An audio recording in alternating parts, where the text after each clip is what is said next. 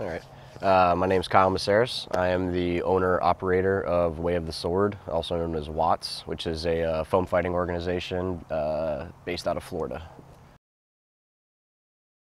That's the million-dollar question that's been opened up with, is how Boffer fighting is different than LARPing is. Most Boffer fighting, or what I like to call it is foam fighting, it's more or less people that are out there just to more or less beat each other up and have a good time fighting. LARPing, typically it takes place in some kind of made-up fantasy world. You make up this character or this persona that you act as, that you speak as. That character or persona kind of dictates all your actions and how you fight and how you act and stuff. And with foam fighting or Boffer fighting, it more or less, we just get to the point. You know, the furthest we get into actual LARPing is, you know, we wear the clothes of whatever culture it is that we're emulating, but it stops there. You know, we're just there to fight. We're just there to have a good time. Never in my 6 years of foam fighting have I blamed any of my actions on my character. It's always been me on field, being myself. Anything I've done, whether it's something awesome in the middle of a battle, or whether it's stealing a banner from another group at night, I did that as myself. I didn't do that as another character or another persona. I did it because I chose to do it. I got involved, like a lot of people. Most people have some kind of something that got them interested. Either they were Star Wars nerds or Lord of the Rings nerds or anime nerds.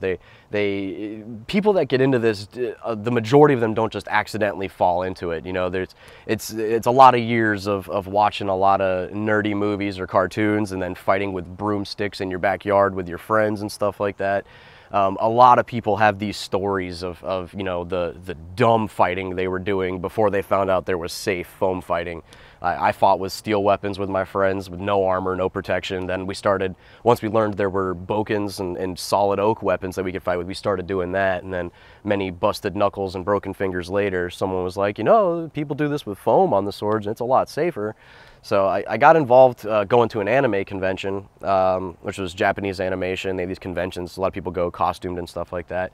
And there was a group there doing fighting pits with foam weapons, and I was immediately hooked. I jumped in the pit, started fighting, entered into one of their tournaments, made it to the finals in one of the tournaments, and then they told me that, you know, there's a whole bigger realm outside of the anime conventions, that you could go and you know, have these big events on the weekends with hundreds of people fighting on the same field, not just this one-on-one stuff that you were seeing at the conventions. And after getting a little taste at the conventions, you know, when you hear hundreds of people doing this, you're kind of like, oh, I got to give this a shot, got to check it out.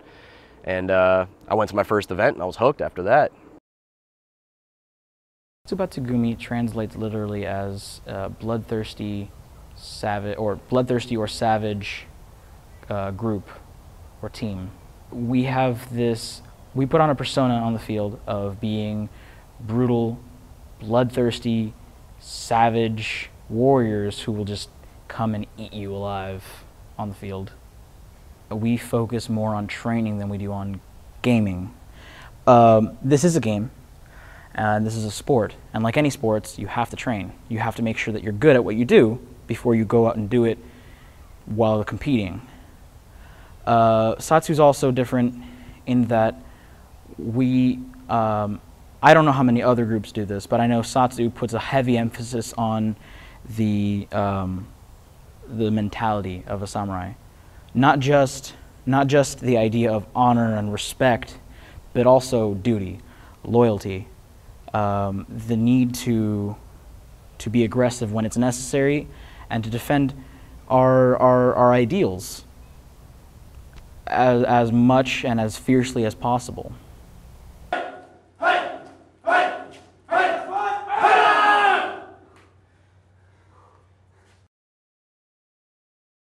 Campout. Campout, campout, campout. Campout is what I like to call the Super Bowl of WOTS. Campout is the whole reason you practice every Sunday, the whole reason you're dumping all of your money and all of your time and all of your energies into making your group a better group is because of Campout. No reason, let them figure it out. That was on the floor, right? And you got no weight on that soda, guys. That was on the floor. I have guys. Leave it to Satsu to go get a train. Right here. 2, go. Rotate. Keep going, keep going. I need all hands available. Keep going. Keep going.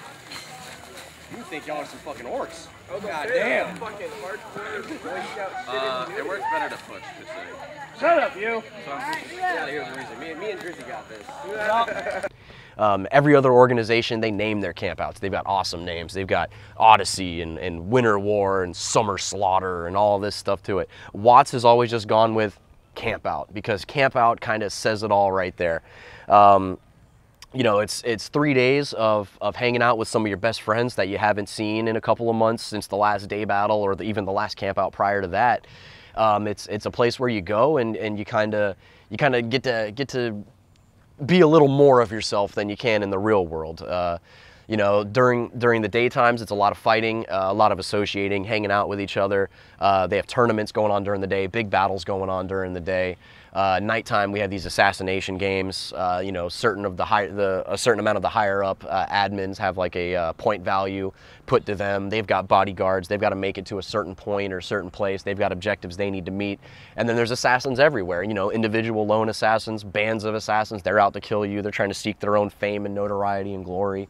It don't matter to me. I'm gonna kill people. I'm a hunting, bro. I'm gonna go out and go. I want to beat Leroy Jenkins. I just want to. You just defied the whole purpose of a night game by screaming Leroy Jenkins. Yeah, I go out in the middle of the field. Yeah. You use your rocket grab, bro. I'm gonna use then my when you get your ass kicked by 20 people. Yeah. Fucking. Hey, bring on, motherfuckers.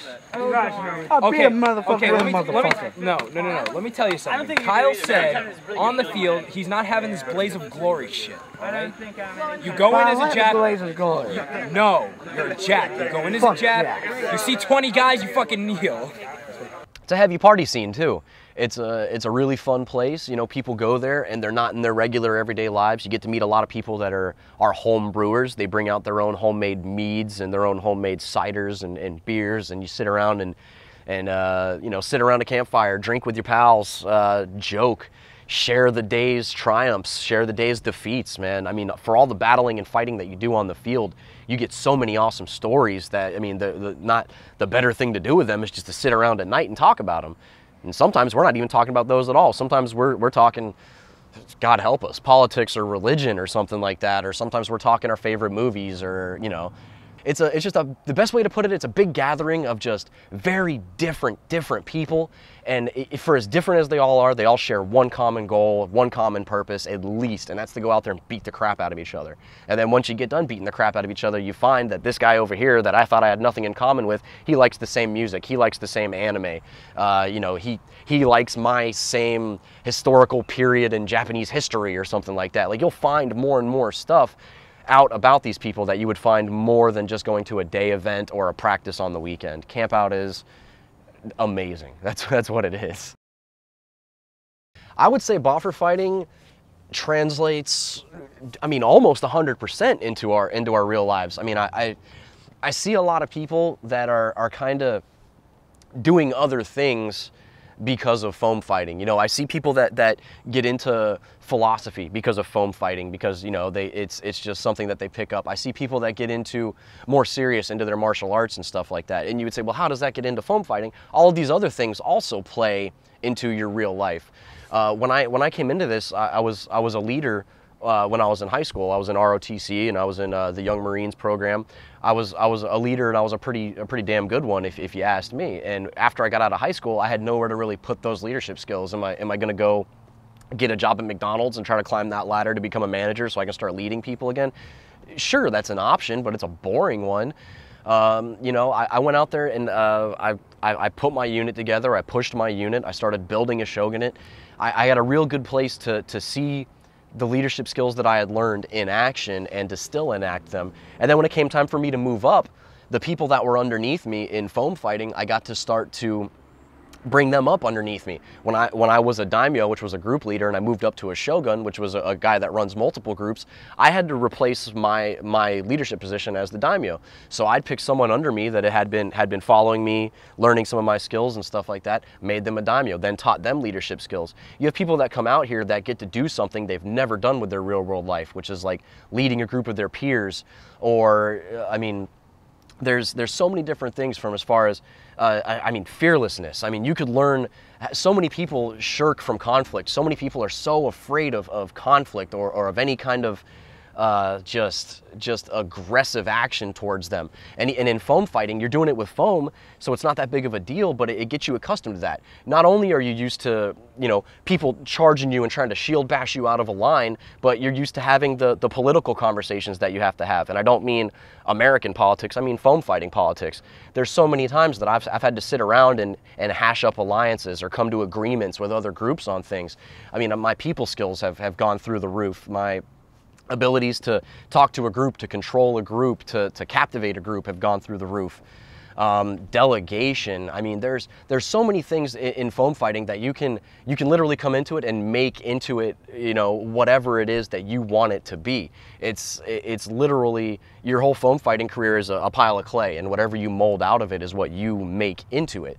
And I think that's one of the biggest things that foam fighting has taught me, is that not only just in foam fighting, but in life, you're in control of your own destiny, and your amount of effort and your amount of will that you put into it is going to almost 100% dictate the end result that you're going to get out of it.